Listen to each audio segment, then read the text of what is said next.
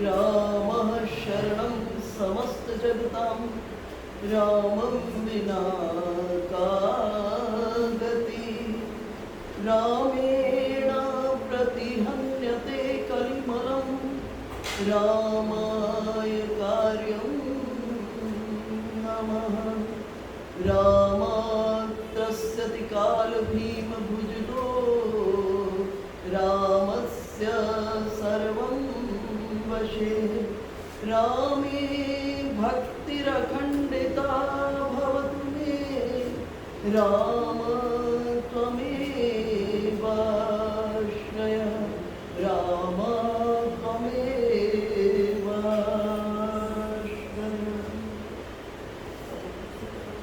श्री राघवेंद्र सरकार की जगत जननी जगदम्बा महारानी की जय। पवन सुत हनुमत लाला की जय। श्री बांके बिहारी लाल की जय। जगन्नाथ भगवान की जय। अखिल कोटि ब्रह्मांड नायक परात्पर ब्रह्म भक्तों के जीवन प्राण धन भक्त वत्सल शरणागत वत्सल अकारं करुणा वरुणालय आनंद कंद सच्चिदानंद परब्रह्म परमात्मा की शरण में हम आप सब चले। कल हम चर्चा कर रहे थे नवदा भक्ति के बारे में। नवदा भक्ति का जो उपदेश है वास्तव में ये करुणा है। एक जगह पर एक भक्त की करुणा सभी साधकों के लिए जीव मात्र के लिए उस साध्य की प्राप्ति के लिए और दूसरी ओर करुणा भगवान की है जीव मात्र की। श्रीमद् भगवद गीता में भी भगवान ने अर्जुन को कहा सुनो अर्जुन गीता क्या है। गीता में हृदयम पार्थ तेरा हृदय है ये गीत है। गीत व्यक्ति कब गाता है या तो बहुत आनंद में हो और या बहुत करुण अवस्था हो। जब जीव की करुणतम स्थिति का दर्शन भगवान को अपने ही प्रिय सखा अर्जुन की करुणतम स्थिति का दर्शन हुआ तो भगवान के अंतस से गीत फूटा। भगवान ने कहा ये मैं तुम्हें क्यों सुना रहा हूं। पहले तो कहा सुनो गीता में हृदय पार्थ ये मेरा हृदय है और तुम्हें कैसे सुना रहा हूं क्यों सुना रहा हूं। जैसे एक पिता अपने पुत्र से बहुत प्रेम करता है फिर लगा पिता और पुत्र के प्रेम में भी कुछ छूट जाता है। पितेव पुत्रस्य सखेव सख्यु जैसे एक सखा दूसरे सखा से प्रेम करता है फिर लगा इसमें भी कोई थोड़ा मोड़ा पर्दा रह जाता है। प्रिय प्रियाया हसिदेव सो जैसे एक प्रिया प्रियतम आपस में प्रेम करते हैं तो सभी के सभी पर्दे खत्म हो जाते हैं बेपर्द हो जाता है। इसी तरह अपने भावों के और जीवन के परम रस की प्राप्ति के लिए मैं तुम मुझे अति प्रिय हो इसलिए इस गीत को गा रहा हूं। और इधर भी यही स्थिति है। शबरी के पूर्व जीवन पर चर्चा करते हैं। शबरी पूर्व के भीतर में एक रानी थी और राजमहलों की एक मर्यादा होती है। उस मर्यादा के भीतर में रहना शबरी को सब अच्छा लगता था लेकिन मर्यादित जीवन में राजमहलों के सार्वजनिक जीवन में जाकर संतों की कथा सुनना भगवान का दर्शन करने में कठिनाई हो जाती है। राज परिवारों की एक मर्यादा होती है। ये पीड़ा शबरी के हृदय में बहुत ज्यादा है। एक बार महाराज के साथ स्नान करने के लिए त्रिवेणी प्रयाग में गई। संगम पर स्नान कर रही थी और एक लहर आ गई और शबरी को बहा कर ली, और इसी वासना के साथ शरीर छूटा कि प्रभु की भक्ति मुझे प्राप्त, सब कुछ मिला मुझे प्रभु, राजमहलों का सुख मिला, प्रतिष्ठा मिली, पद मिला, लेकिन तेरे प्रेम के रस में व्यवधान मुझे। मैं तेरी कथा सुनने के लिए सार्वजनिक जगह पर संतों का दर्शन करने के लिए जा नहीं पाती, और इस वासना से शरीर छूटा। अगले जन्म में भील जाति में जन्म हुआ, और उस भील जाति के भीतर में अपनी सखियों के साथ, और आज घर के भीतर में कल शबरी का विवाह है, और घर के भीतर में शबरी की दृष्टि पड़ी, 200 बकरे पड़े हुए। मुझे ये सब किस लिए है? सखी ने कहा कल तुम्हारा ब्याह है ना, तो ये बोझ हो। हृदय के भीतर में अति वेदना, अति पीड़ा, और बिन बताए ये शबरी घर से दौड़ती दौड़ती जंगल में, और जंगल में भी सोची मैं भील जाति की हूँ, संत मेरी सेवा नहीं स्वीकार करे।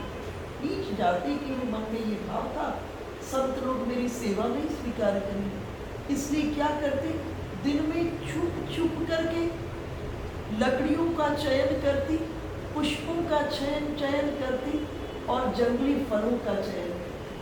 और जब संत अपनी कुटियाओं में प्रवेश कर जाते, रात्रि हो जाती, उनको सहेज सहेज करके सब कुटियों के बाहर रखते।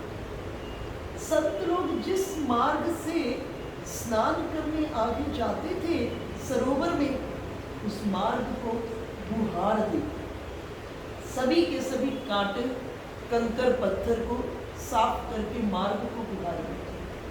संत प्रातः काल में साधु ऋषि मुनि संत जगते तो क्या देखते, पूरी का पूरा रास्ता बुरा हो। है कौन जो ये कर जाता? संतों के हृदय में यही विषय कि है कौन ऐसा कर रहा है। एक दिन मतंग ऋषि विचार किए, मैं छुप कर देखूंगा करता कौन।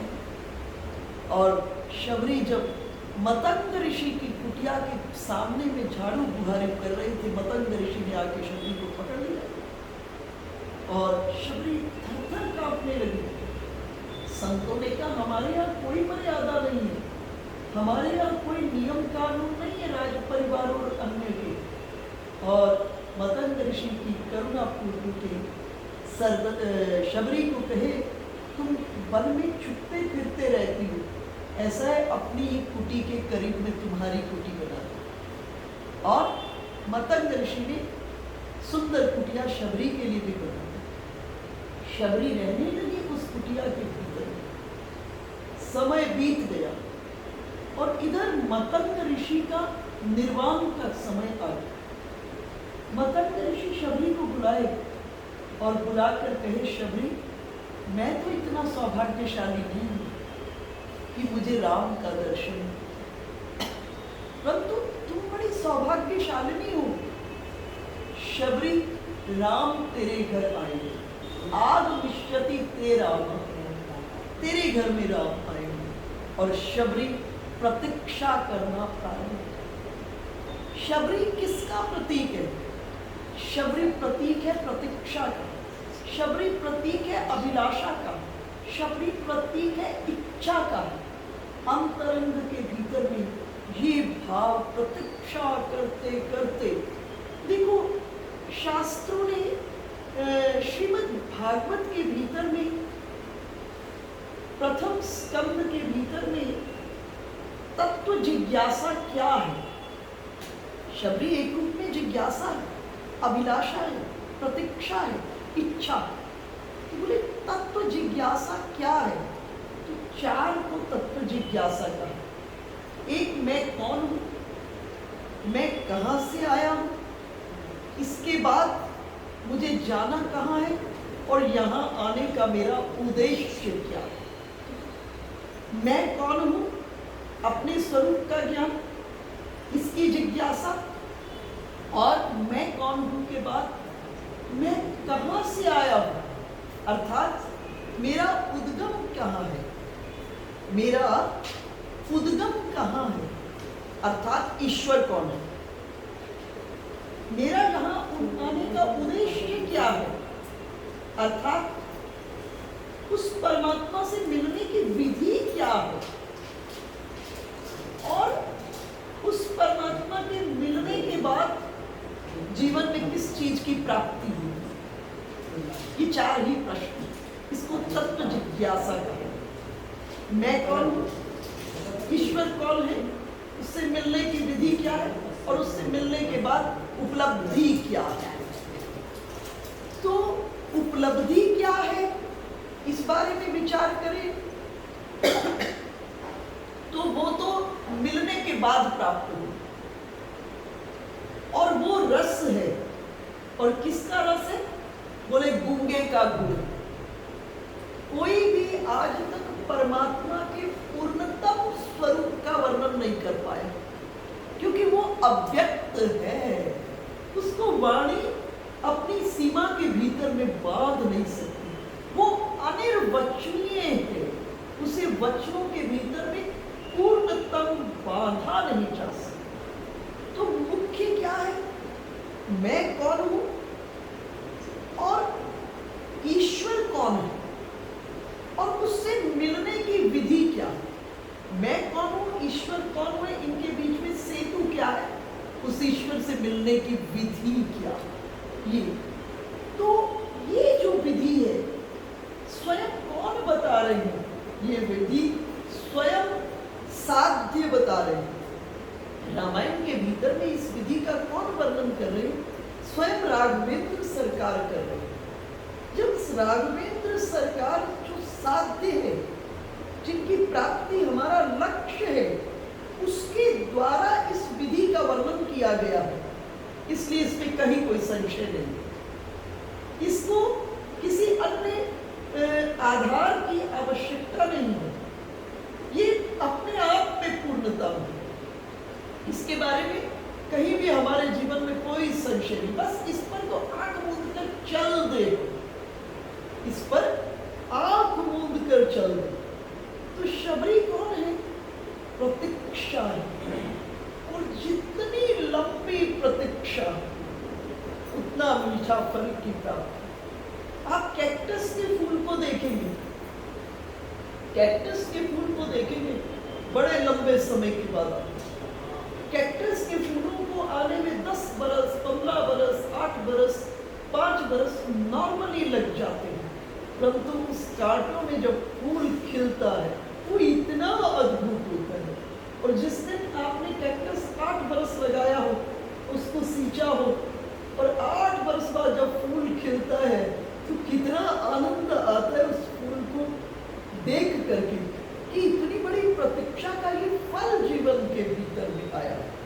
तो शबरी वास्तव में क्या है, प्रतीक्षा है जीवन की।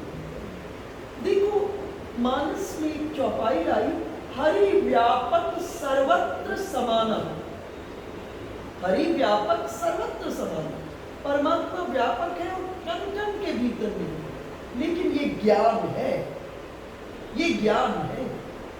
वो ज्ञान प्रकट कब होगा, तो कहे प्रेम ते प्रकट होई में जान। उसको प्रकट करने की जो कला है वो भक्ति है। वो परमात्मा कण कण में विद्यमान है, ये ज्ञान है, लेकिन उसको प्रकट करने की जो कला है वो क्या है, भक्ति है। जैसे वैज्ञानिकों ने जाना जल के भीतर में फोर्स है, तो ये ज्ञान है, लेकिन उस फोर्स से बिजली को प्रकट कर देना ये विज्ञान है, ये विज्ञान है। इसी तरह से मगर के चरण को पकड़, गजराज के चरण को पकड़ के मगर जल के भीतर में खींच कर ले गए। हरि व्यापक सर्वत्र समान, कण-कण में है, लेकिन कण-कण में जो उस जल के भीतर में जो परमात्मा थे वो प्रकट तभी हुए जब आर्त होकर के गजराज पुकार उठा। ये जो आर्त होकर के गजराज पुकारा, ये क्या है, ये भक्ति है, परमात्मा को प्रकट करने की जो कला है। विज्ञान में पदार्थ के भीतर में शक्ति है, पदार्थ के भीतर में शक्ति है। विज्ञान ने हम सबको बताया, हम सब जानते हैं कि पदार्थ के भीतर में शक्ति है। बस उस शक्ति से सुख, सुख से सुविधा और सुविधा से शांति को प्रकट करना, ये विज्ञान का प्रकटीकरण है। इसी तरह से परमात्मा कण-कण के भीतर में है, लेकिन वो परमात्मा के चिंतन में जब प्रवेश करते हैं और उस चिंतन से सुख और सुख से शांति की जो प्राप्ति होती है, इसको प्रकट करने की कला क्या है? भक्ति है। तो इस जगह शबरी प्रतीक्षा है, इधर रामा अवतार होगी। तो सबने शबरी को बताया कि भगवान शंकर दर्शन करके आ चुके हैं, शबरी रामा अवतार अवध में हो चुका है, काकभूषुंडी के भी दर्शन कराए हैं, तुम क्यों नहीं जा रही हो? शबरी ने कहा मैं नहीं जाऊंगी, क्योंकि मेरे गुरुदेव कह दिए हैं राम आएंगे, तुझे जाने की जरूरत नहीं है। श्री राम को अवध के राजमहलों से खींच लाने में ये शबरी की प्रतीक्षा है, ये शबरी की इच्छा है, ये शबरी की अभिलाषा है, जो श्री राम को राजमहल से खींच करके वन में ले आई और जो त्रिभुवन को भृकुटी विलास से परिवर्तित कर सकते हैं। क्या वो कैकेयी के हृदय को नहीं परिवर्तित कर सकती थी? क्षण में परिवर्तित कर सकते हैं। लेकिन ये जो शबरी की प्रतीक्षा है, ये जो शबरी की इच्छा है और ये जो शबरी की अभिलाषा है, मानस के अंदर एक विषय आया कि सुरनर मुनिजन की ये रीति स्वार्थ लाग करन सब प्रीति। इसमें सुर अर्थात देवता, मुनि ऋषि, मुनिजन, सुरनर मनुष्य, सुर देवता, नर मनुष्य और मुनिजन, उन्हें सबकी ये रीति है क्या? स्वार्थ लाग करन सब प्रीति, सब स्वार्थ के कारण प्रेम करते हैं। तो फिर प्रश्न उठा, इस सृष्टि में कोई ऐसा है जो बिना स्वार्थ के प्रेम करता है? बोले है। बोले कौन है? बोले तुम्हार सेवक असुरारी, एक तो आप और दूसरा जो आपके सेवक हैं, वो हेतु रहित जग जुग उपकारी। हेतु रहित, जो बिना किसी कारण के प्रेम करते हैं, हेतु रहित जग जुग उपकारी, तुम्हार सेवक असुरारी। प्रभु एक तो आप हो और एक आपका जो सेवक है वो हेतु रहित, बिना कारण के इस सृष्टि में किसी से प्रेम करते हैं। तो इस जगह भगवान किससे प्रेम कर रहे हैं? भगवान शबरी की इस प्रतीक्षा से। भगवान को कैकेयी के हृदय को परिवर्तित करने में कोई सेकंड लगने थे, लेकिन एक भगवान को राजमहलों से खींच लाने में, वन में बहुत बड़ी तीव्र अभिलाषा, प्रतीक्षा, इच्छा शबरी की थी और खींच करके श्री राम को महलों से वन के भीतर ले गया। देखो, मानस के अंदर भक्ति की प्राप्ति के दो सूत्र बताए गए। एक सूत्र बताया है, और एक गुप्त मता सबही कहूं कर जोरी, शंकर भजन बिना नर भक्ति न पावई मोरी। राम जी कह रहे हैं कि भगवान भोलेनाथ की कृपा के बिना जीव को मेरी भक्ति नहीं प्राप्त हो। और दूसरा सूत्र क्या है?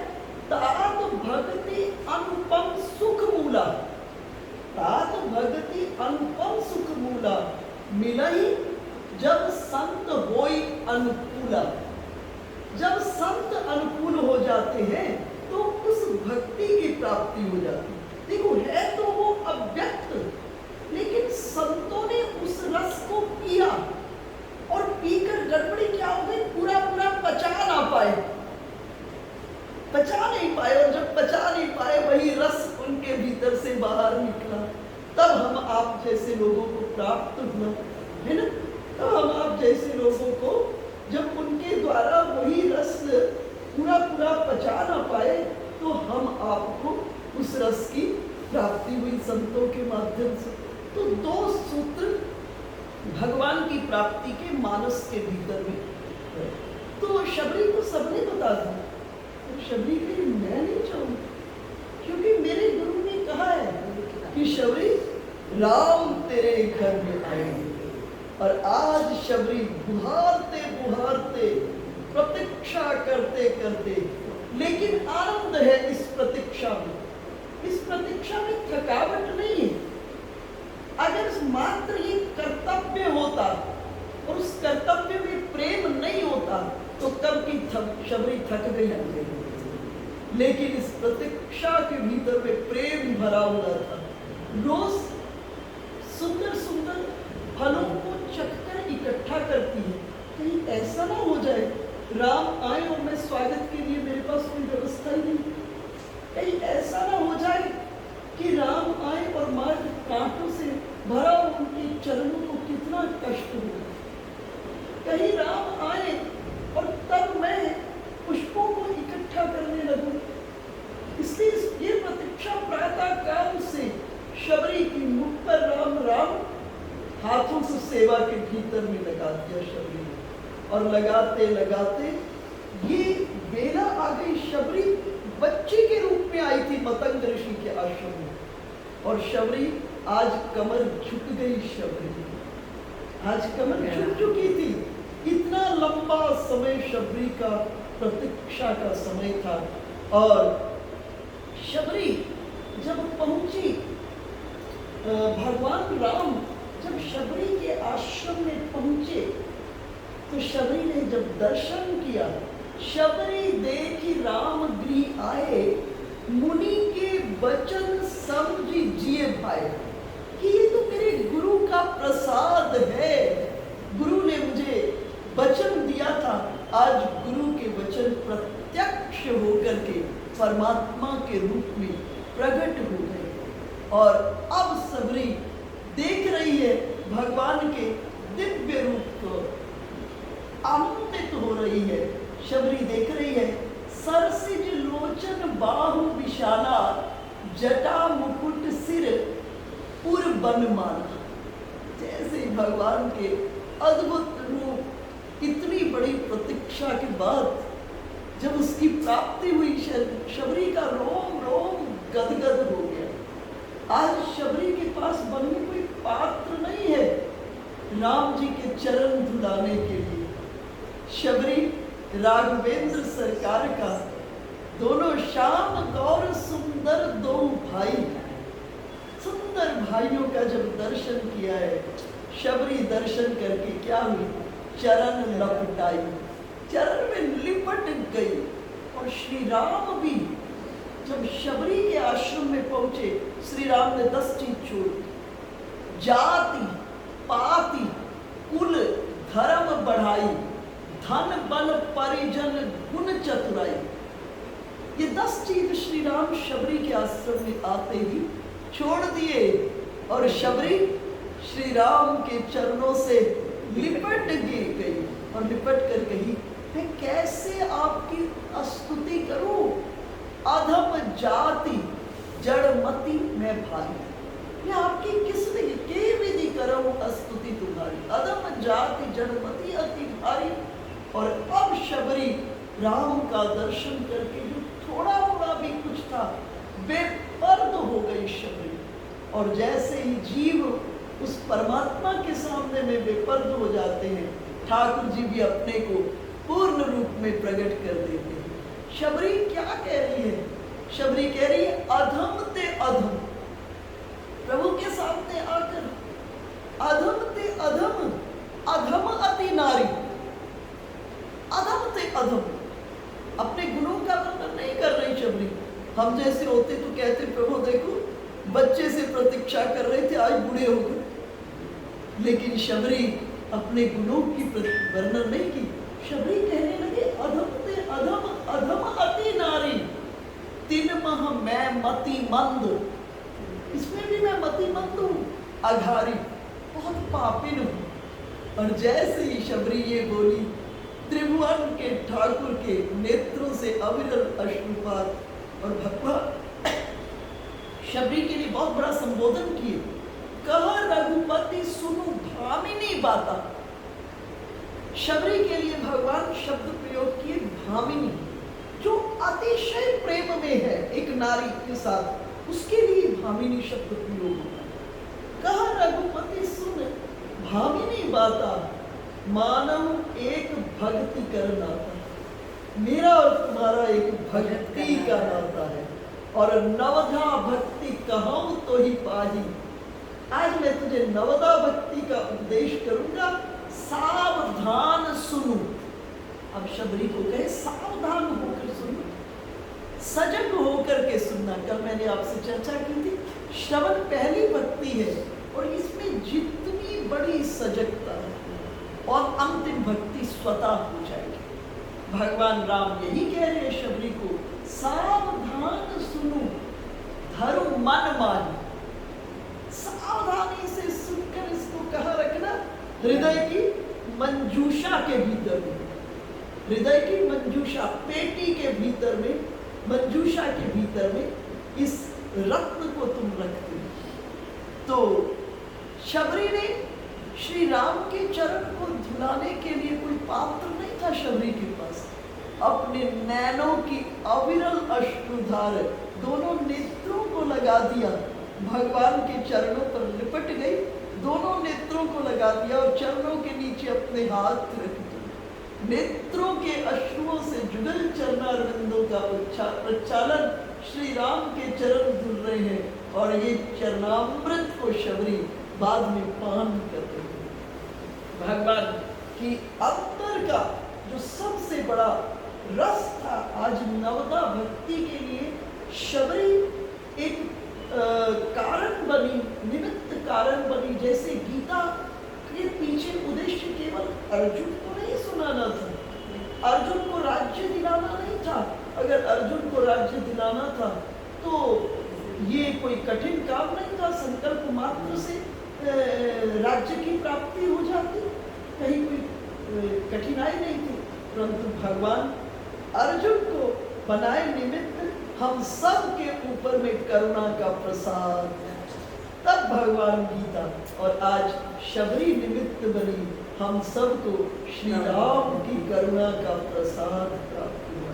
तो नवदा भक्ति प्रभु की करुणा है। और नवदा भक्ति में आप देखेंगे, पहली भक्ति को छोड़कर शेष 8 भक्तियों में श्री राम ने कंडीशन लगा दी। सिर्फ एक पहली भक्ति है जो बिना शर्त किए अनकंडीशनल है, प्रथम भक्ति संतन कर संगा। कि पहली भक्ति है जीवन में संतों का संग मिल जाए। जितना बढ़िया संग उतना बढ़िया रंग। अगर हमको अपने मुंह को देखना हो, अपने रूप को देखना हो, तो हम अपने चेहरे को नहीं देख सकते। उसके लिए हमें एक दर्पण की जरूरत है। दर्पण के भीतर में हम अपने रूप का दर्शन कर सकते हैं। और किसी दिन मन मचल जाए कि हमारी आत्मा का क्या स्वरूप है, तो उस दिन जीवन के भीतर में एक संत रूपी दर्पण को लिया।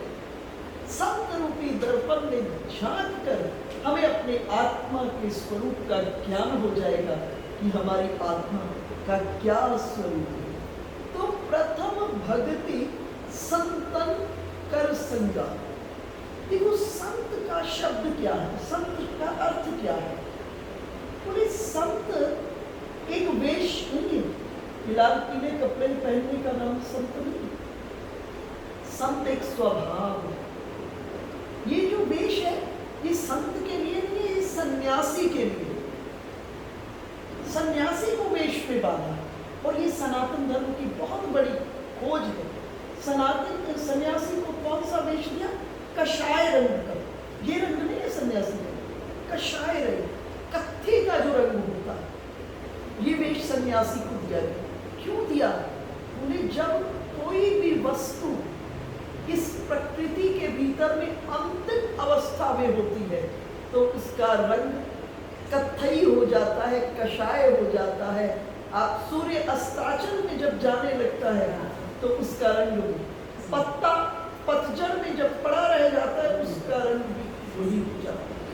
सन्यासी को कहा, ये वेश तुम्हें याद दिलाएगा तुम्हारी अंतिम अवस्था।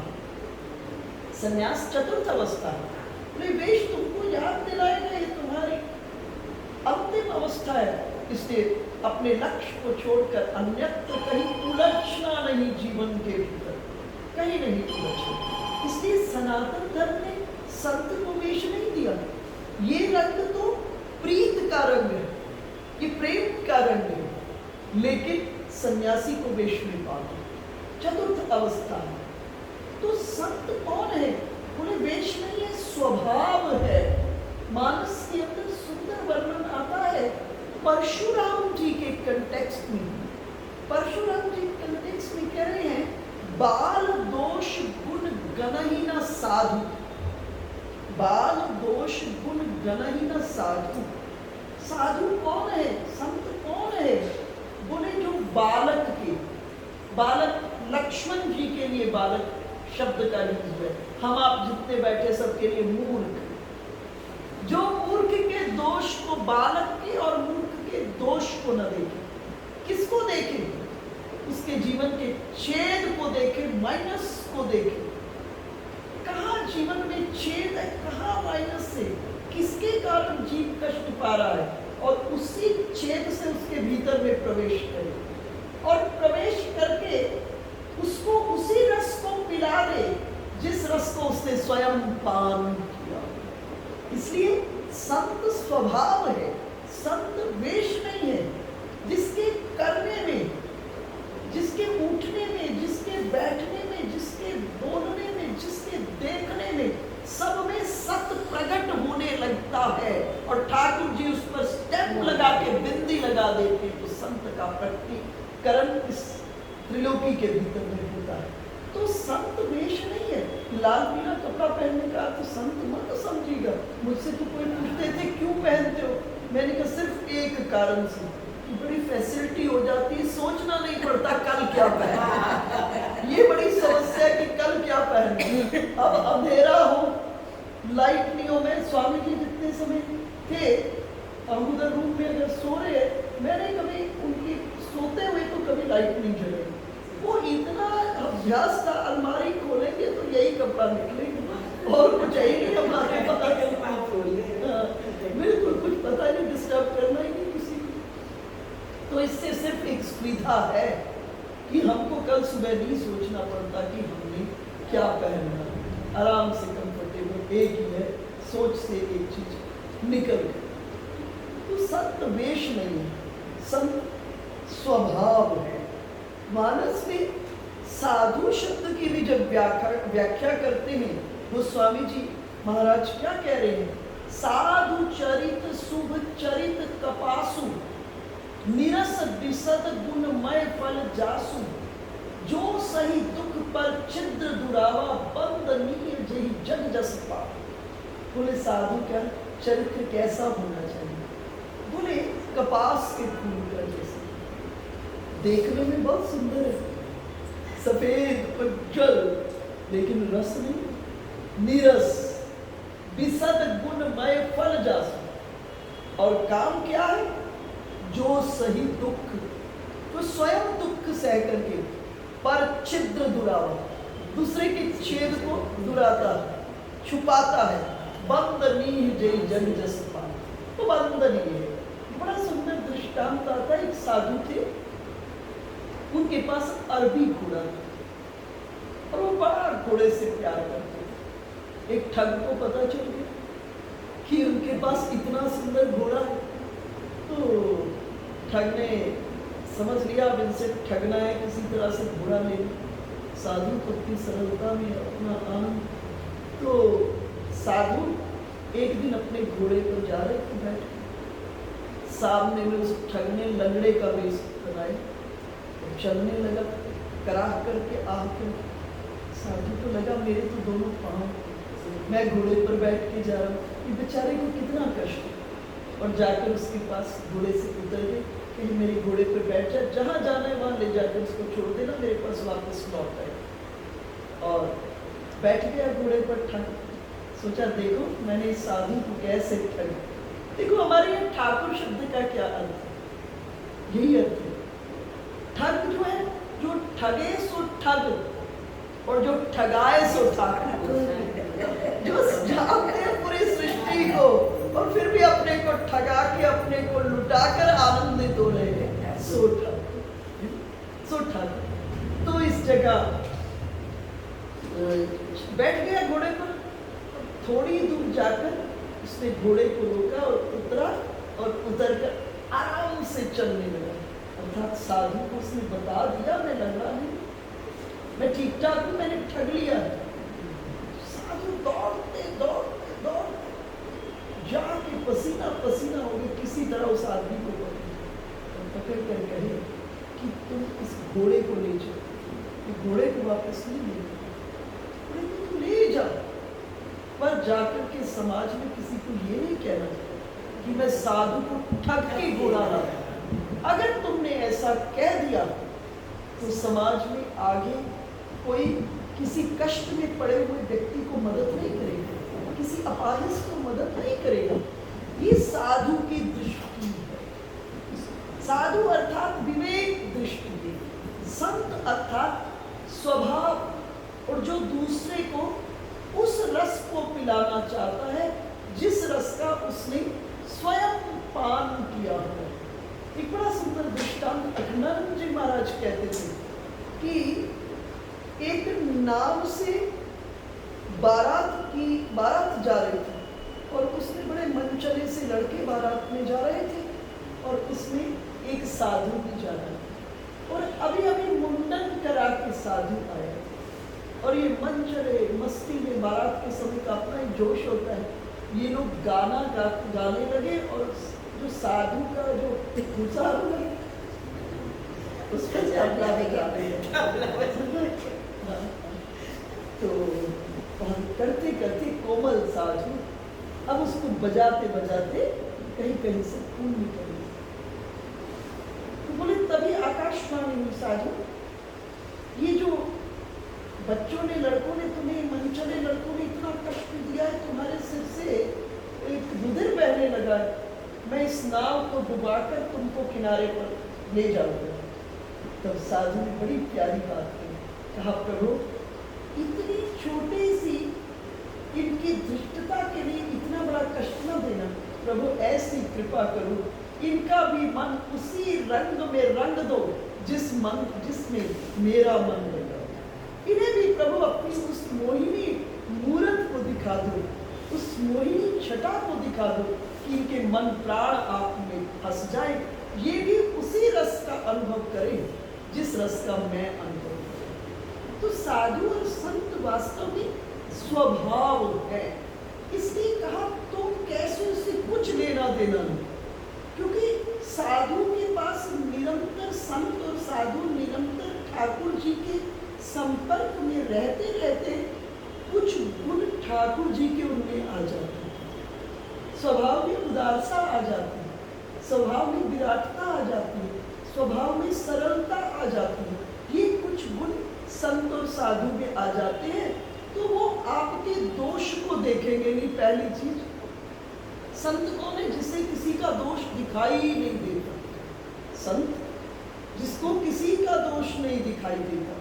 एक व्यक्ति संत जी के पास गया, और संत जी ने सहज स्वभाव में, हमारे पास भी कोई आता है तो हम बोल देते हैं भाई भजन किया करो, 24 घंटे में कुछ समय तो निकालो ना भजन का, भजन किया करो। और उस व्यक्ति को भी संत जी ने कहा कि भजन करो, उस व्यक्ति को भी संत जी ने समझाया भजन किया करो। वो व्यक्ति बड़ा ईमानदार था, उसने कहा महाराज आपने तो कह दिया, लेकिन मेरा तो स्वभाव ही नहीं,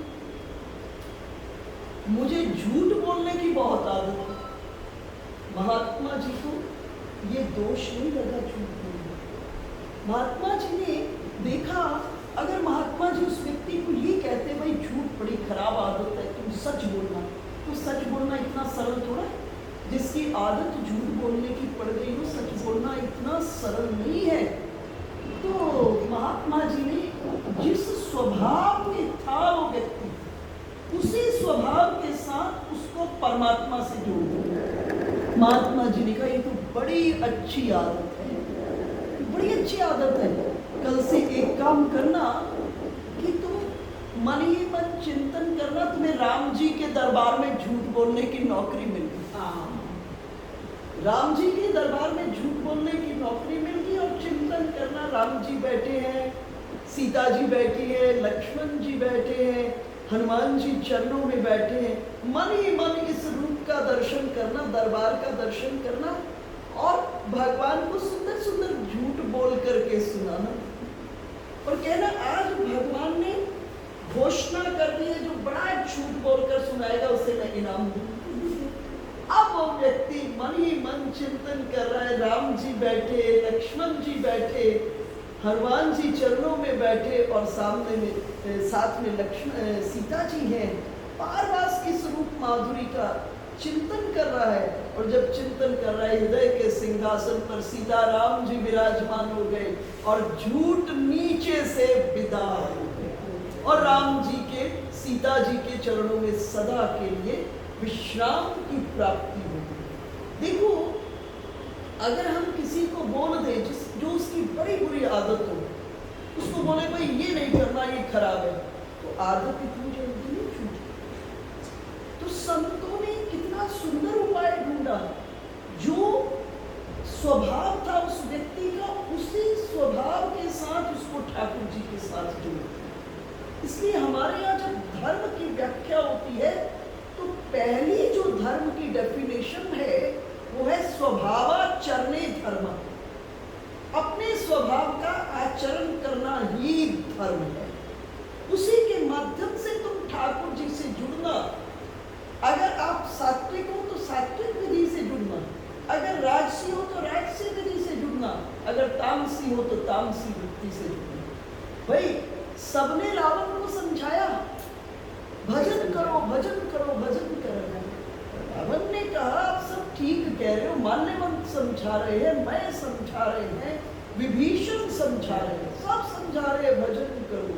रावण ने कहा सब कह रहे हो, ठीक कह रहे हो, लेकिन कोई ही भजन न तामस दे।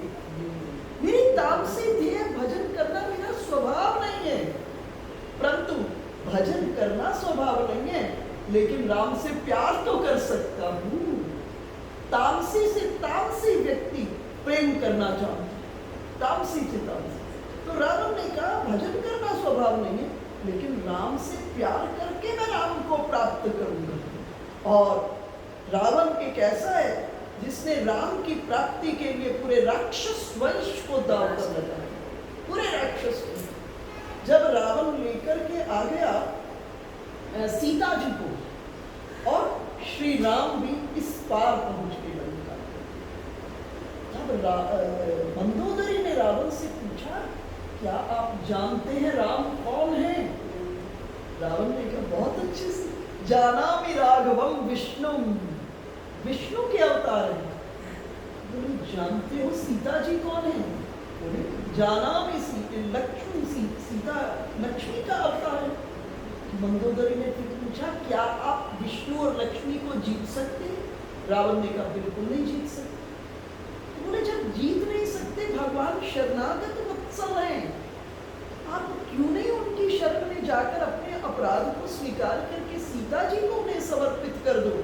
भगवान शरणागत वत्सल हैं और भगवान आपके अपराध को क्षमा करके अखंड लंका के राजा होकर के आप रहिएगा। तब रावण ने रहस्य उद्घाटन किया। रावण ने कहा मेरी पत्नी तो बड़ी भोली है, बहुत भोली है, तेरी बात मानकर श्री राम की शरण में जाने में मुझे कोई कठिनाई नहीं, परंतु मेरी बात मानकर अब हमारा राक्षस कुल नहीं जाएगा। और सुनो पत्नी, आज हमारे कुल के उद्धार का समय आ गया है और प्रभु ने एक हाथ आगे बढ़ा दिया है। क्या प्रभु के इस आगे बढ़ाए हुए कृपा के हाथ को मैं छोड़ दूं? रावण कह रहा है और मंदोदरी की आंख से आंसू बहने लगे। ये मुझे मालूम नहीं था आप श्री राम के इतने बड़े प्रेमी हो। रावण ने कहा और लोभ निज रोष मनंग जालम, संसार सागर मत हरिम। मंदोदरी को समझाया पत्नी इस संसार को भवसागर कहा है और मैं इसका कुशल तैराक हूं, अभी तक डूबा नहीं हूं। 1.25 लाख नाती पोते, इतना बड़ा परिवार, और कहा मैं अभी तक डूबा नहीं हूं। लेकिन मेरी पत्नी कभी कभी सागर में एक घास होती है जिसका नाम सेमार है, और कुशल से कुशल तैराक उस सेमार में उलझ जाता है, उसे डूबना पड़ता है। और सुनो पत्नी, ये धन प्रतिष्ठा, पत्नी पुत्रों की ममता की लहरें इस संसार सागर की सेमार है। अभी नहीं उलझा, कभी भी उलझ सकता हूँ और डूबना मेरा भविष्य है। आज प्रभु ने कृपा का हाथ बढ़ा दिया और तुम चाहती हो मैं श्री राम की कृपा के हाथ को छोड़ दूं? तो अपने स्वभाव का आचरण करना ही धर्म है। धर्म की प्रथम परिभाषा। दूसरी परिभाषा है, फर्स्ट लेवल पर धर्म की परिभाषा है स्वभावाचरणीय धर्म। आपका जो इनर मोस्टनेस का स्वभाव है, हमेशा उसके साथ जुड़ने का प्रयास करें। अक्सर गड़बड़ी यहाँ हो जाती है, हम स्वभाव के साथ नहीं जुड़ते।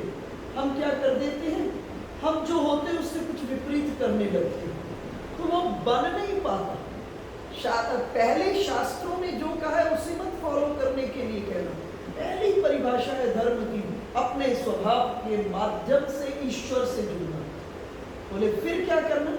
बोले धर्माचरणे धर्म। अब शास्त्रों में जो कहा है, क्योंकि आप जुड़ गए, अब शास्त्रों में जो कहा है वो फॉलो करना। बिना जुड़े फॉलो करोगे तो एकादशी द्वादशी हो जाएगी, अक्सर हो जाती है ना। एकादशी बिना फॉलो किए हुए हम सीधा एकादशी का व्रत रखेंगे तो द्वादशी हो जाएगी। लेकिन अगर हम जैसा हमारा स्वभाव है उसके साथ प्रभु से जुड़ जाएंगे तो एकादशी का अर्थ है 5 कर्मेंद्रियां, 5 ज्ञानेंद्रियां, एक मन जुड़कर प्रभु के चरणों में लग जाएगा, एकादशी हो जाएगी। और अंतिम परिभाषा धर्म की क्या कही है? स्वभाव अर्पणे धर्म, स्वभावाचरणे धर्म, धर्माचरणे धर्म, और लास्ट का है धर्मा अर्पणे धर्म।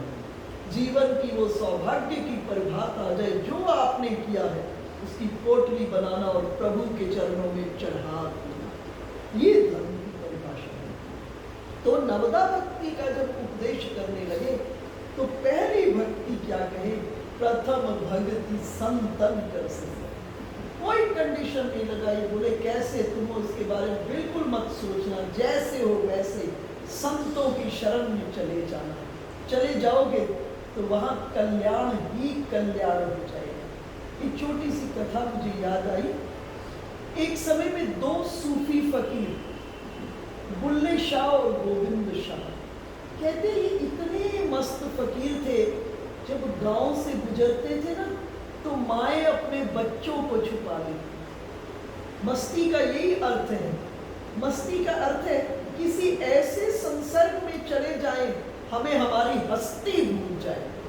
जब तक हस्ती नहीं हमें भूलेगी तब तक मस्ती आ नहीं सकती। इसलिए किसी शायर ने पहले कहा, मिटा दे अपनी हस्ती को अगर कुछ मर्तबा चाहे कि दाना खाक में मिलकर गुलो गुलजार हो।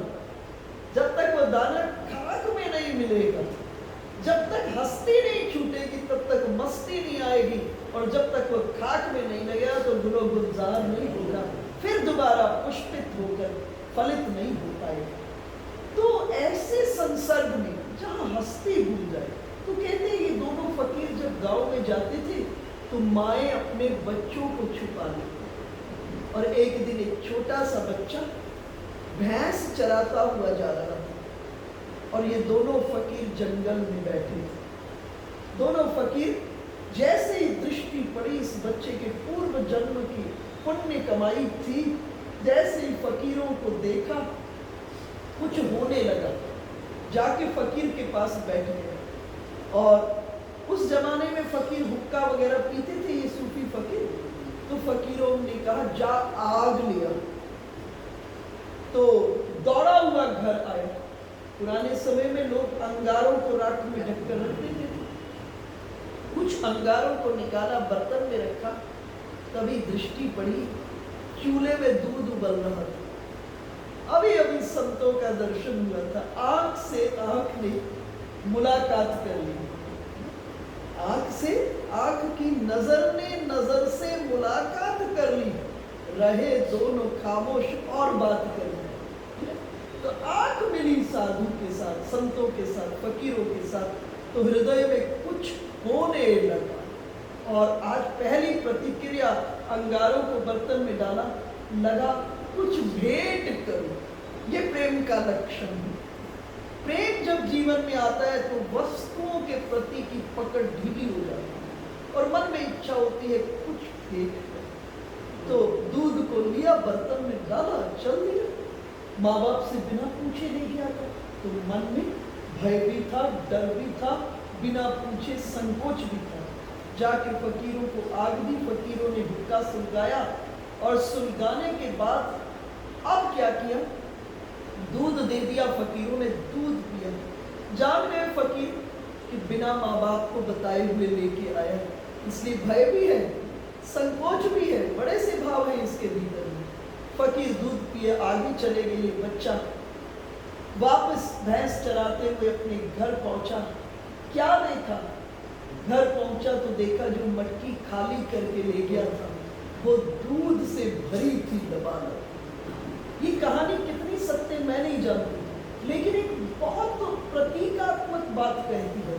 जब इस बच्चे ने देखा वो मटकी दूध से लबालब भरी, ये दौड़ गया, दौड़ते दौड़ते बड़ी दूर पसीना पसीना होके जाके फकीरों को पकड़ा और फकीरों को कहा, जैसे तूने खाली मटकी को लबालब दूध से भर दिया, मेरा हृदय भी परमात्मा के प्रेम से बिल्कुल खाली है।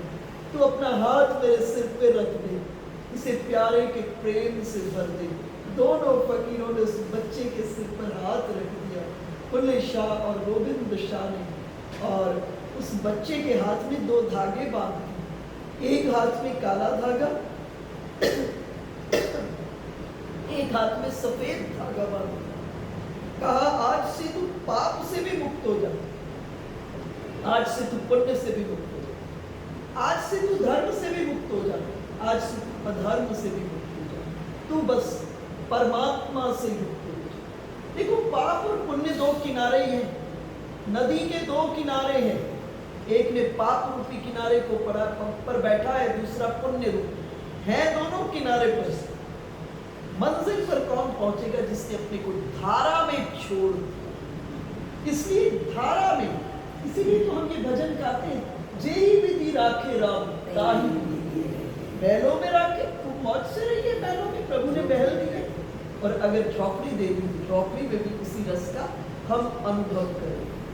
तो दोनों हाथों में एक एक धागा बांध दिया। कहा, आज से तू पाप से भी मुक्त हो जा, आज से तू पुण्य से भी मुक्त हो जा, आज से बस तू ठाकुर जी से युक्त हो जा, जुड़ जा सदा के लिए। और आज वो छोटे बच्चा का नाम कालांतर में भोले शाह पड़ा। आज भी उस परंपरा के कुछ लोग हैं, वो अपने हाथ में काला और सफेद धागे को बांधते। तो संत मिलन से क्या मिलता है? संत मिलन से भगवंत की प्राप्ति। भक्ति रसामृत सिंधु में एक बहुत सुंदर श्लोक आता है, कृष्ण भक्ति रस भाविता मति क्रियताम यदि कुतोपि लभ्यते लौल्य मात्रमपि मूल्य वेतनम जन्म कोटि सुकृते नमः। ठाकुर जी से प्यार करने की मति कहीं मिलती हुई दिखाई दे तो बोले से तुरंत खरीद लेना। और ठाकुर जी से प्यार करने वाली मति कहाँ मिलती है? हमें संतों के पास, सद्गुरुओं के पास जाकर मिलती है। तो बोले, बाजार में कोई वस्तु हम खरीदने जाते हैं तो दुकानदार बिना कीमत के तो नहीं देता, हमको कुछ पैसा देना पड़ता है। बोले, यहाँ भी देना पड़ेगा। तो बोले, यहाँ क्या देना पड़ेगा? बोले, लौल्य मात्रमपि मूल्य वेतनम। लौल्य अर्थात उत्कंठा, साधारण शब्दों में चाहत, प्रभु के प्रेम की चाहत। और इस चाहत को जगाते कौन है? इस चाहत को जगाते संत हैं। इस चाहत को जगाते कौन है? गुरु जगाते हैं। इसलिए अनकंडीशनल कह दिया, प्रथम भक्ति संतन कर संग। प्रथम भक्ति संतों का आप संग करो, प्रथम भक्ति संतन कर संगा।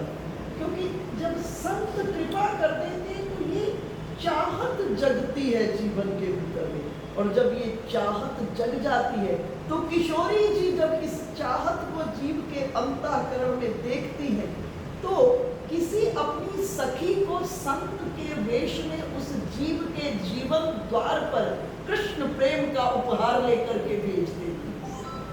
इसलिए प्रथम भक्ति संतन कर संगा। कैसे हो, जैसे हो, कुछ लेना देना नहीं, बस संतों का संग करो। संग ही परसों हम चर्चा किए थे, जीवन के भीतर में आपके घर में चर्चा हुई थी विकारों से कैसे मुक्त हुआ जाए। तो विकारों का जीवन में आने का मूल कारण संग है। संग के कारण विकार हो जाते हैं, और संत के संग से सारे विकार खत्म हो जाते हैं जीवन के। हमारे भीतर शुद्धाति शुद्ध हो जाते हैं। और संत क्या है? भगवंत की प्राप्ति की वृत्ति को अंतर में जगा देते हैं। बस एक बार जगने की जरूरत है, फिर कुछ नहीं करने की जरूरत है, बस एक बार जग जाए। हमारे यहाँ न्याय दर्शन, 6 दर्शन में से एक दर्शन है न्याय दर्शन। न्याय दर्शन में एक न्याय आता है, भिक्षु पाद प्रसारण न्याय। बोले एक दिन गर्मी की भरी दोपहरी में एक भिक्षु किसी के घर में, सेठ जी के घर में पहुंचे। सेठ जी का घर बंद था, आंगन था, और आंगन में जाकर के खड़े हो गए। सेठ जी किसी कार्य से बाहर आए, भिक्षु ने प्रार्थना की, बड़ी भयंकर तेज धूप है, थोड़ी देर को अपने आंगन में खड़े होने की इजाजत दी। सेठ जी ने कहा ठीक है, खड़े हो जाओ भिक्षु, और स्वयं अंदर जाकर दरवाजा लगा के चले गए अंदर। अब भिक्षु देखा कोई है तो नहीं घर में, कोई है नहीं आसपास, तो भिक्षु खड़े से बैठ गए। फिर भिक्षु ने देखा कोई है नहीं, पांव पसार दिया। फिर भिक्षु ने देखा कोई है नहीं, लेट गया। फिर भिक्षु ने देखा कोई है नहीं, सो गया। इधर सायंकाल हो गई, सेठ जी बाहर निकले, भिक्षु बेखबर सो रहा और अलमस्त भिक्षु होगा। सेठ ने कहा कि भिक्षु, मैंने कुछ देर तुमने खड़े होने की इजाजत मांगी थी, अब रात होने को आ गई और तुम सो रहे हो मस्त होकर के। भिक्षु ने कहा सेठ, अब ये तो घर मेरा हो गया, तुमको बाहर जाना है तो जाओ। बोले इसी तरह से इस जगत में संत के माध्यम से, किसी माध्यम से भगवान के प्रेम की चिंगारी हृदय में आती। जैसे आप सबके लिए माध्यम कौन बना? आपकी केसरी बहन बनी, माता जी बनी, वहां से आपके जीवन में चिंगारी आई। पूर्व का संस्कार था, उनका संपर्क में आया, वो सुलग गई, और वो चिंगारी फिर जुगनू के प्रकाश में, फिर जुगनू का प्रकाश दीप शिखा के प्रकाश में, दीपक का प्रकाश मणि के प्रकाश में, और मणि का प्रकाश होते ही आज आप आनंदित हो, भीतर में भी आनंदित हो, बाहर में भी आनंदित। तो प्रथम भक्ति संतन कर संगा। कैसे हो? संग करो। पलटू दास जी कहते थे, बनत बनत बन जाई पड़ा रे संत के द्वारा। मतलब जाके बैठ जा, वो लाख भगाए, वो लाख डराए धमकाए भगाए, पर तू भागना नहीं। कैसे पड़ा रहना? बोले श्वान बिरती सो खाई, कुत्ते की तरह से जाके बैठ गया। हलवाई की दुकान पर एक कुत्ता गया और मिठाई की ओर मुख करने लगा, तो दुकानदार हलवाई उठा, डंडा लेकर उस कुत्ते को भगाया, भाग गया। और अभी मुड़ करके बैठा नहीं था, फिर आके बैठ के खड़ा हो गया मिठाई की ओर। तो बोले इस व्यक्ति से संत के द्वारे पर बैठना कितना मर्जी, क्योंकि उसके पास कोहिनूर का हीरा है, वो उसे साग सब्जी के बाजार में नहीं खोल सकता। से जौहरी की दुकान पर परख वाला व्यक्ति चाहिए, इसलिए तू जाके बैठ जाना, बनत बनत बन जा, तेरी बन ही जाए। इसलिए प्रथम भक्ति संतन कर संगा, दूसर रति मम कथा प्रसंगा। दूसरी भक्ति अब कंडीशन लगा दी, अब कंडीशन लगा दी, खाली कथा सुनने के लिए नहीं कहा। क्या कह दिया? रति प्रसंगा, कथा में रति होनी चाहिए, खाली सुनना नहीं, कथा के भीतर में रति होनी चाहिए।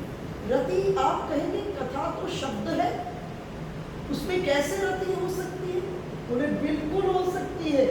जब मैं कह रही हूँ यमुना के किनारे पर अखिल कोटि ब्रह्मांड नायक परात्पर कृष्णचंद्र, माथे पर मोर मुकुट, गले में गुंजा वतंश वैजयंती की माला, कटी पर पीतांबरी, अधरों पर वेणु धारण करके वेणुवादन कर रहे हैं, और वेणुवादन से यावत जगत का आंतरिक और बाह्य अंधकार खत्म हो रहा है। तो आप यहाँ मत बैठना, आप मन से उड़कर जमुना के किनारे पर पहुंचकर रूप माधुरी का दर्शन करके आलिंगन करते हुए कृष्ण चरंद्र के मिलन के आस्वादन के दौर से गुजर जाए। इसका नाम है कथा के भीतर में रति।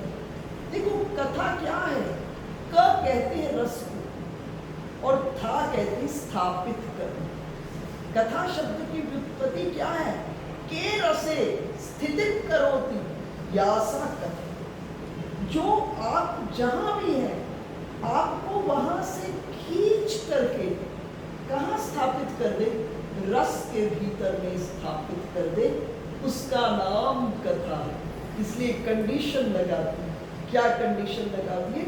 कथा खाली नहीं सुनना, कथा में रति होनी चाहिए। और जब कथा में रति हो जाएगी, कल हम चर्चा कर रहे थे कि जब गाय भैंस खाती है तो उसका पेट भरता है, और फिर दोबारा जुगाली करती है तो उसे रस आता है।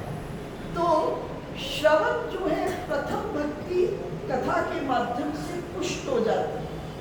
प्रथम भक्ति श्रवण कथा के माध्यम से पुष्ट हो जाती है। और जब सुना, उसके बाद क्या करना? रात्रि के भीतर में जब शयन करने लगे, उसको जुगाली करना। और वो जुगाली होकर क्या होगा? मन की स्क्रीन के ऊपर में वो पूरी कथा लीला रूप में मंचन होने लगेगा, और आप मिलन के आस्वादन के दौर से गुजर जाए। इसलिए कहा कथा में क्या होनी चाहिए? रति हो जानी चाहिए। देखो देवऋषि नारद हनुमान जी के बारे में क्या कहा गया? रामचरित सुनिबे को रसिया। राम जी की कथा के श्रवण में रसिक है। अगर हनुमान जी को प्रसन्न करना है तो कैसे करना है? हनुमान चालीसा नहीं, हनुमान चालीसा पढ़ के तो आप अपनी कामना की पूर्ति करें, ठीक है।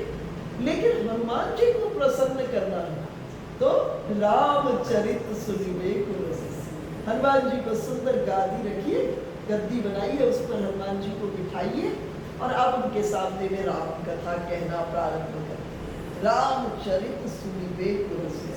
राम राज्य का एक नियम था, जब तक पिता जीवित होते थे पुत्र की मृत्यु नहीं होती। हनुमान जी पवन पुत्र हैं, और पवन आज भी है, इसलिए हनुमान जी आज भी विराजमान है। आप हनुमान जी को आवाहित करोगे ना, तो हनुमान जी का अनुभव आप बहुत आसानी से कर सकते हैं। आप आवाहित करिए, हनुमान जी को रोज कथा सुनाइए, आपको हनुमान जी की अनुभूति होनी शुरू हो जाएगी उस स्थान पर, क्योंकि रामचरित सुनिबे को रसिया। और कितने बड़े रसिक है कथा की, सोचिए कितनी रति है। जिस दिन राम रावण युद्ध के अंतर्गत मेघनाथ जी के साथ लक्ष्मण जी का युद्ध था, मेघनाथ के साथ लक्ष्मण जी का युद्ध था, और आज प्रातः काल में ही राम जी हनुमान जी को बुलाए, और बुलाकर हनुमान जी को कहे, सुनो पवन पुत्र, आज लक्ष्मण के साथ मेघनाथ का युद्ध है और आज मैं आपको आदेश कर रहा हूं एक क्षण को भी लक्ष्मण के आसपास से इधर उधर नहीं होंगे। और इतने में देवऋषि नारद रणांगन में पहुंच गए युद्ध के मैदान। दूर से दृष्टि पड़ी रावण, दौड़ा हुआ आया, चरण पकड़ करके दबाने लगा और लागी दया कोमल चित संत। संत का स्वभाव क्या है? कोमल स्वभाव, तुरंत करुणा बह जाती। मुझे दशानन आज उदास दिखाई दे रहे हो, क्या बात है? आप संत हो? नारद जी को बोला रावण ने, आप संत हो और संत हमेशा न्यूट्रल होते। आज मुझे आपसे कुछ मांगने की इच्छा हो रही है। देवऋषि कहे मांगो। बोले वचन दे दो। देवऋषि कहे वचन दे दिया। बोले आज मेरे पुत्र का युद्ध लक्ष्मण जी के साथ, इसलिए देवऋषि आपसे प्रार्थना है उस जगह पर जो हनुमान है ना उसको हटा दो। वचन पहले करा लिए। अब देवऋषि नारद वचन में बंधे हुए थे, वो रणांगन में पहुंच गए और जहां पर हनुमान जी हैं वहां जाकर जोर जोर से उच्च स्वर में कथा सुनाने लगे। अब रामचरित सुनिबे को रस। देखो इतना सेंसिटिव समय, इस समय में भी वृत्ति किसमें है? प्रभु के चरित्र को सुनने में। रामचरित सुनिबे को रस। और जोर जोर से कथा कहकर, उच्च स्वर में कथा कहकर के क्या होता? धीरे धीरे बोलते हुए पीछे खिसक जाते। अब हनुमान जी को सुनता नहीं, हनुमान जी पीछे आ गए। फिर उच्च स्वर में थोड़ी सी कथा कह रहे थे और फिर पीछे खिसक गए। हनुमान जी को कथा नहीं सुन रही है और हनुमान जी पीछे आ जाते। फिर उससे उच्च स्वर में कथा करते करते, ऐसे करते करते युद्ध के मैदान से ही बाहर ले गए। और इतना समय काफी था मेघनाथ के लिए। मेघनाथ ने इसी समय पर संधान किया। लक्ष्मण जी को शक्ति लगी, मूर्छित हो गए। समाचार जाकर के सुग्रीव ने राघवेंद्र सरकार को सुनाया। श्री राम ने पूछा सुग्रीव से, हनुमान कहाँ था? इतने में हनुमान जी आ गए। भगवान ने आड़े हाथों लिया, मैंने प्रातः काल आदेश किया था, आपने मेरी आज्ञा का पालन नहीं किया। हनुमान जी के नेत्रों से आंसू बहने लगे। प्रभु मेरी एक ही कमजोरी है, जहां आपकी कथा होने लगती मुझे सर्वस्व भूल जाता है। रामचरित सुनिबे को रस।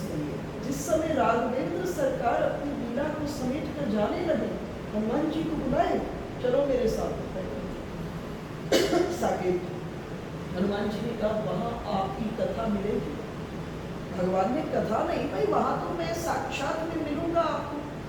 प्रभु नहीं, आपकी कथा नहीं है, मैं यही इस पृथ्वी पर रहना चाहूँ और जब तक इस पृथ्वी पर आपकी कथा रहेगी तब तक मैं इस पृथ्वी पर ही रहूँगा।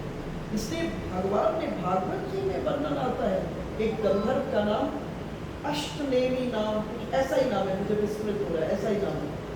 उस नाम के गंधर्व को नियुक्त किया कि हनुमान जी को जरा सी भी कथा ना मिले तो उनको कथा तुमको सुनाओ। इसलिए हनुमान जी आज भी इस पृथ्वी पर है, पवन पुत्र है।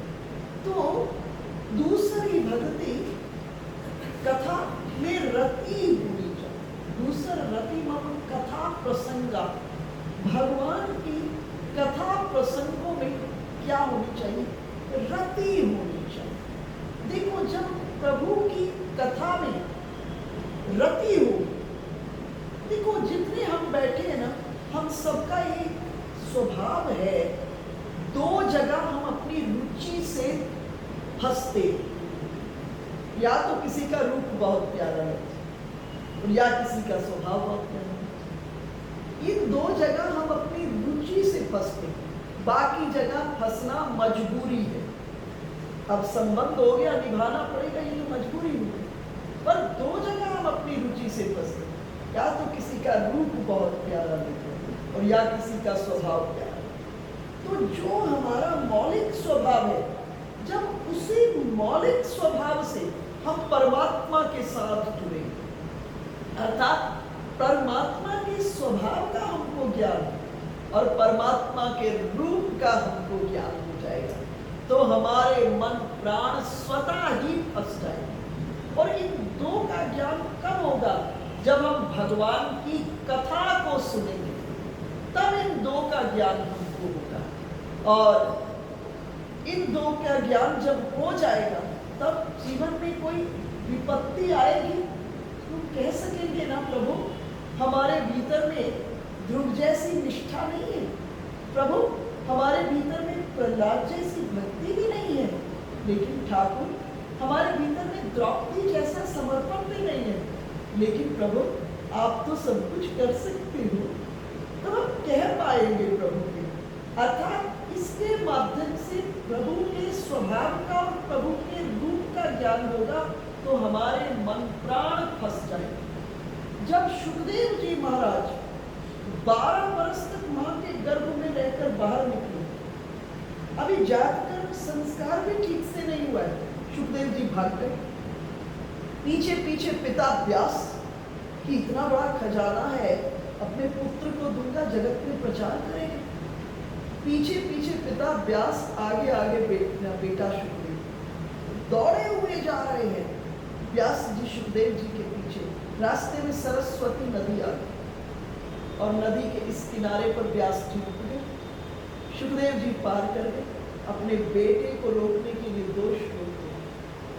पहले श्लोक में बोले कि भगवान का स्वभाव कैसा है। अहो मकीयम स्तनकालकूटम जिघांसया पाय यदप्य साध्वी लेभे गतिं धात्र उच्चतां ततुल्यं कम्मा दयालु शरणं भजे। बोले भगवान का स्वभाव कैसा है। भगवान ने जिस पूतना ने उन्हें विष पिलाया, उस पूतना को भी वही गति दी जो गति दूध पिलाने वाली यशोदा मैया। जैसे ही भगवान के स्वभाव के बारे में सुना, रुक गए। भाई संसार में कोई हम आप जैसे लोगों के साथ थोड़ा भी खराब विपरीत करता है, बुरा करता है, तो प्रश्न पूछते, भाई हमारे साथ ऐसा क्यों कर दिया आपने।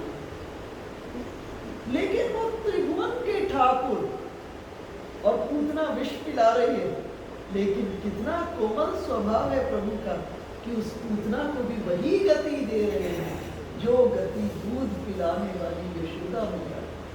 जब भगवान के इस स्वभाव का ज्ञान हो जाएगा, और दूसरे श्लोक में बताए भगवान का रूप कैसा है। वरहा पीड़म नटवर बपु कर्णयो कर्णिकारम विभ्रदवासा कनक कपिशम वैरयन्तिं चमानाम रंध्रान वेणु अधर सुधया पूरयन् गोप वृंदै वृंदारण्यम स्वपद रमणम प्राविशद गीत गीवति। जब भगवान के रूप और स्वभाव को कहे, सुखदेव जी नदी के इधर खड़े, उस पार इस पार पिता व्यास, उस पार पुत्र सुखदेव, 18,000 श्लोकों की झड़ी लगाते।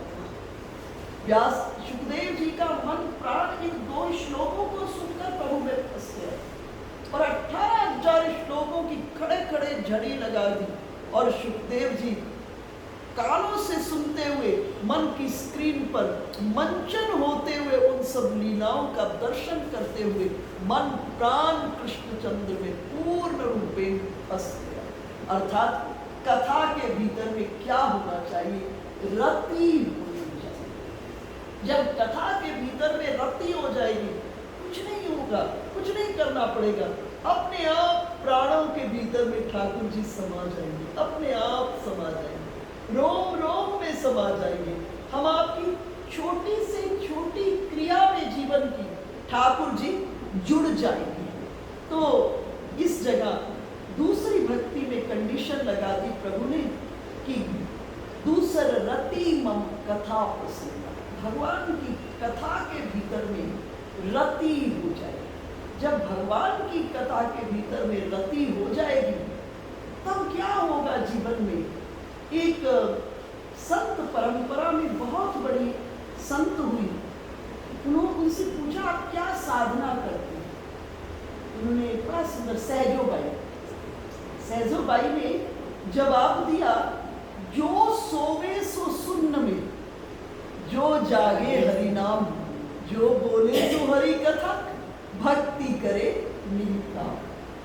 मन प्राण जब ठाकुर जी में फंस जाते हैं तो ये बिछोना तो माध्यम रहता है, लेकिन मन किसमें प्रवेश कर जाता है? उस विराट में प्रवेश कर जाता है। तो क्या जो सोवे सो सुन्न में, अर्थात जब हम सब कुछ कर ले, सुबह से लेकर रात्रि में सोने तक सब काम हो गया, फाइनली आपने सोचा हमको सोना है। ये नहीं कि अब हम 16 माला जप लिए, भगवान की लीला चिंतन किए, माला झोली रखे और सोए, नहीं।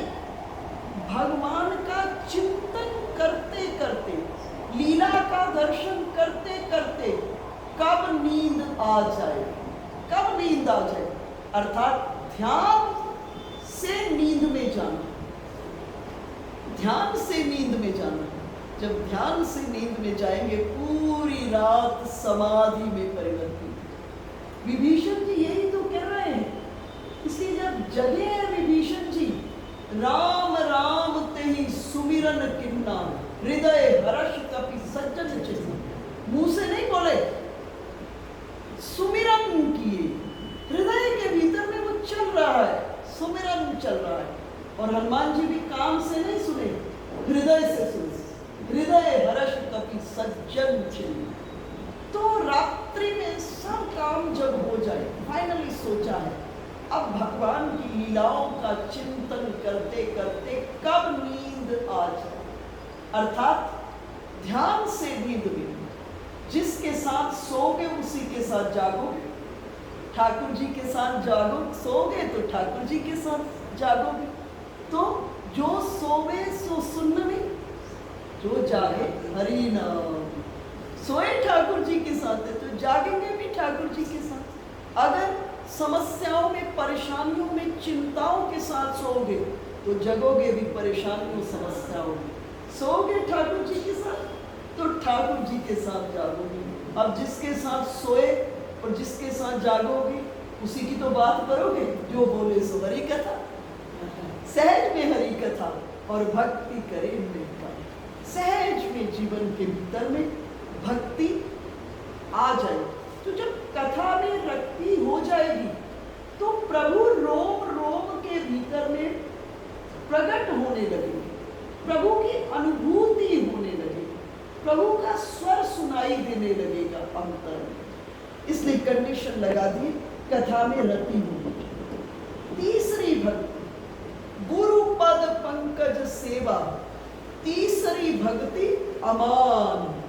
खाली गुरु के चरणों की सेवा करने को नहीं कहा, कंडीशन लगा दिया, अमान, मान को छोड़, अहंकार को छोड़ करके गुरु के चरणों की सेवा की। कई स्थानों पर मैंने देखा है कि गुरुओं के साथ रहते हुए भी मन में मान आ जाता है, सेवा करते करते मन में मान आ जाता है।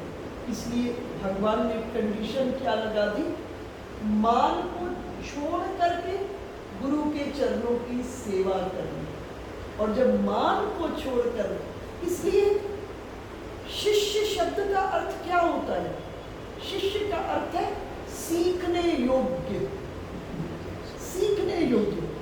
गुरु के पास जब जीव जाता है, गुरु कहते हैं तुम्हें शिष्य बना रहा है।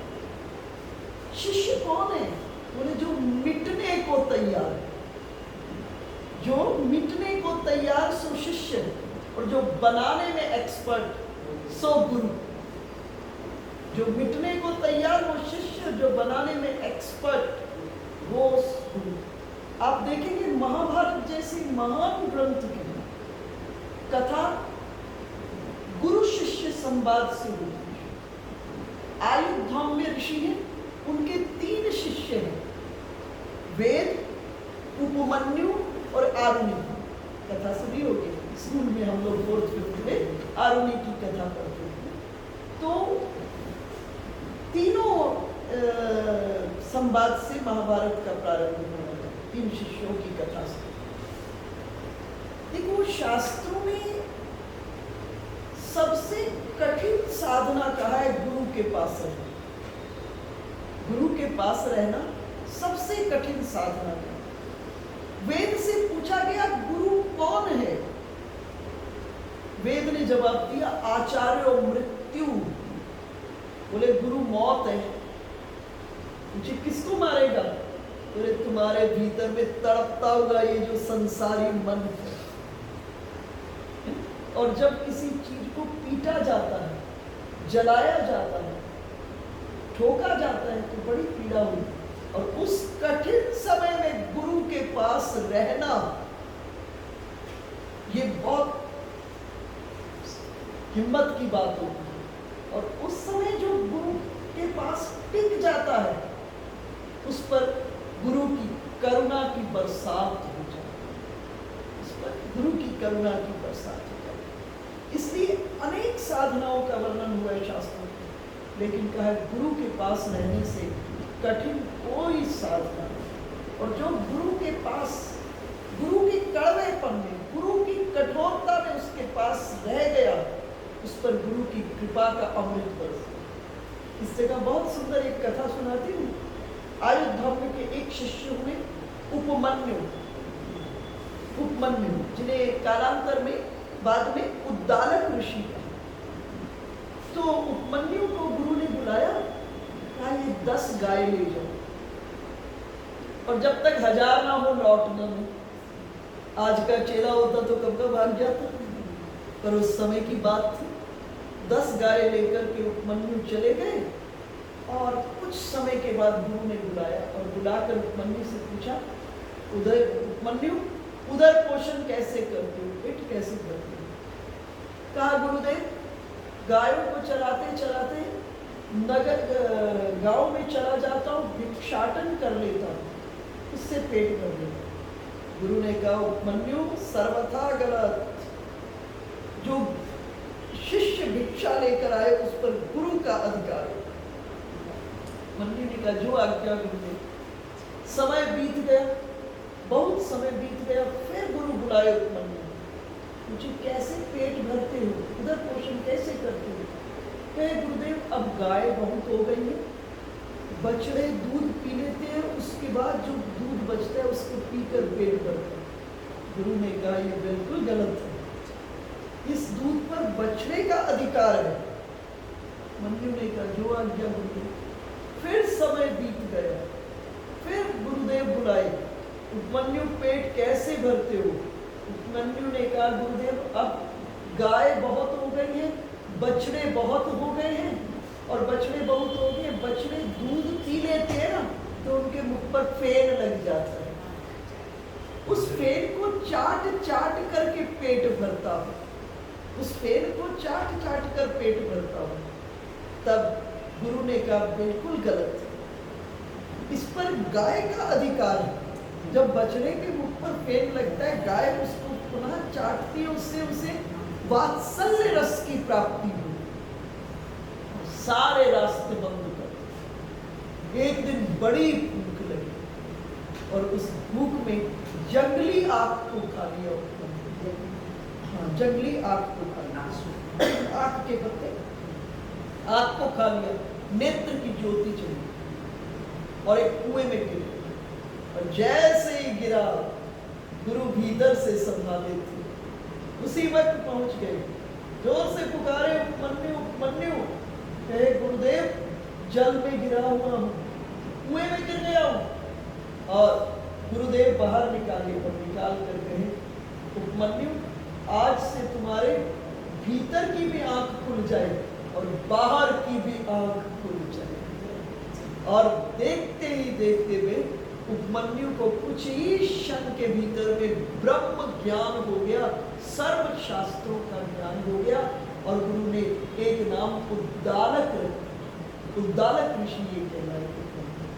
तो गुरु के पास कैसे रहना है? मान को छोड़कर, अहंकार को छोड़कर, मान को छोड़कर, प्रतिष्ठा को छोड़कर गुरु के पास रहना है। और जब शिष्य इस भाव से गुरु के पास टिकता है तो गुरु की करुणा का अमृत उस पर की वृष्टि उस पर हो जाती है, जिसको पार प्राप्त करके शिष्य धन्य धन्य हो जाता है। तो गुरु कौन है? शास्त्रों ने कहा गुरु चांद का पुत्र और परमात्मा सूर्य का पुत्र। सूर्य की गर्मी बहुत तेज, एकदम सूर्य के पास अगर आप पहुंच जाओगे तो जल जाओगे। इसलिए कहा चांद के माध्यम से, परमात्मा के माध्यम, गुरु के माध्यम से पास, जब उस परमात्मा के पास पहुंचोगे तो वो जो उस परमात्मा की छत्र छाया है उसमें बड़ा दिव्य आनंद की प्राप्ति हो जाएगी। विज्ञान के अनुसार चांद के पास अपनी रोशनी नहीं है। चांद जो सूरज अपनी रोशनी रिफ्लेक्ट करता है ना, उसी को एब्जॉर्ब करता है। रात को सूर्य की दिशा बदल जाती है, वही रोशनी फिर रिफ्लेक्ट हो जाती है। बोले इसी तरह गुरु के पास भी अपना कुछ नहीं होता। गुरु जीवन पर्यंत परमात्मा को पीता है और जब शिष्य आता है उस पर उसी परमात्मा की दृष्टि करती है। उसके पास कुछ नहीं होता। शास्त्रों ने गुरु के लिए एक शब्द प्रयोग किया, कैटालिस्ट। क्या गुरु कौन है? उत्प्रेरक। जैसे आकाश से बारिश होनी हो, उसके लिए दो तत्व चाहिए, ऑक्सीजन और हाइड्रोजन। जब तक आकाश में ऑक्सीजन हाइड्रोजन नहीं होगी बारिश नहीं होगी। लेकिन लाख ऑक्सीजन और हाइड्रोजन पड़ा रहेगा, जब तक बिजली नहीं होगी ये दोनों मिल ही नहीं पाते। और जरा सा भी बिजली का 1% इन दोनों को मिलाने में खर्च नहीं होगा। लेकिन बिजली नहीं होगी तो वृष्टि नहीं होगी, अर्थात बिजली की मौजूदगी में दोनों मिल जाते हैं। इसी तरह से गुरु की मौजूदगी में शिष्य परमात्मा से मिल लेता है। गुरु अपने से कुछ नहीं, बस शिष्य कैसे पहुंच जाए। अमान, इतना भरोसा शिष्य को कि मैं जिसके हाथों में पहुंच गया हूं बस वो मूर्तिकार है। देखो मूर्तिकार अपने से मूर्ति नहीं बनाता, मूर्तिकार मूर्ति नहीं बनाता है। मूर्तिकार को एक विशाल शिला दी होती है, मूर्ति तो ऑलरेडी पड़ी है उसके अंदर। मूर्तिकार तो फालतू पत्थर को निकाल देता। जब फालतू पत्थर को निकाल देता है तो उसमें से मूर्ति प्रकट हो जाती है। इसी तरह से गुरु की शरण में हम जाते हैं तो जितना व्यर्थ हमारे जीवन के भीतर में है वो गुरु निकाल देते हैं। उस अनगढ़ पत्थर में से व्यर्थ को जब निकाल देते हैं तो उसमें से मूर्ति प्रकट हो जाती है। इसी तरह हम में से जब व्यर्थ निकल जाता है तो वो गुरु तत्व ही प्रकट हो जाता है। आप में से देखो कितनी बहनें, आप लोग कितना स्वाध्याय करा रहे हैं, उस गुरु ने अपने गुरु तत्व को आप में से प्रकट कर दिया।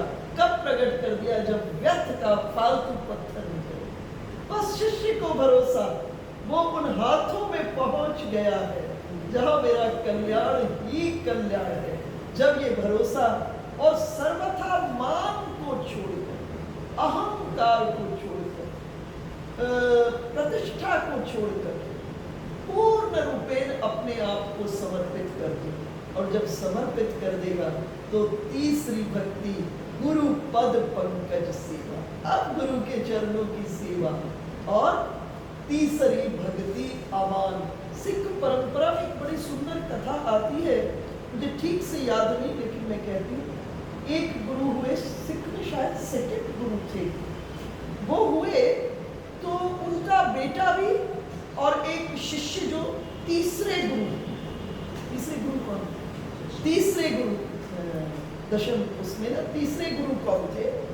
शायद अमरदास जी हुए या अर्जुन देव हुए, कुछ ऐसे गुरु थे जो थे। तो उनको अपने बेटा भी और इधर से शिष्य भी, किसको गद्दी दी? तो बेटे को पहले बुलाए, बोले ऐसा एक दीवार को बनाओ।